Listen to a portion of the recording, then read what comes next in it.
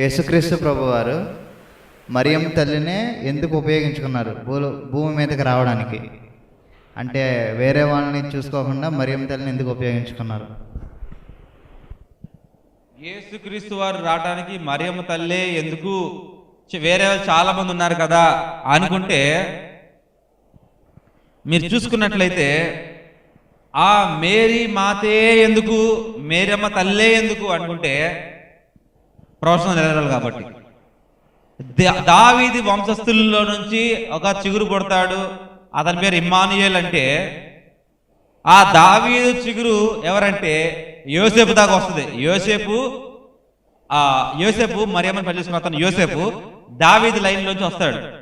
సరే, ఈ మేరమ్మ తల్లి వాళ్ళ వెనక్కి వెళ్ళినా కానీ ఒకానొక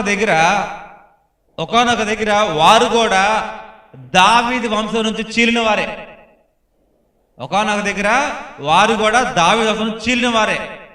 చీరి వాళ్ళు అట్లా వచ్చారు, చీలకుండా యోసేపు ఎలా వచ్చాడు కాబట్టి దావీదు సంతానంలో నుండే వస్తాన్నాడు కాబట్టి వారిద్దరూ అదే లైన్లో వచ్చారు కాబట్టి ఖచ్చితంగా ఆ దూత మరియమ్మని యేసేపుని ఎన్నుకొని వచ్చింది. ఆన్సర్ వచ్చిందా బ్రదర్? వచ్చింది brother. Thank you so much. Thank you brother.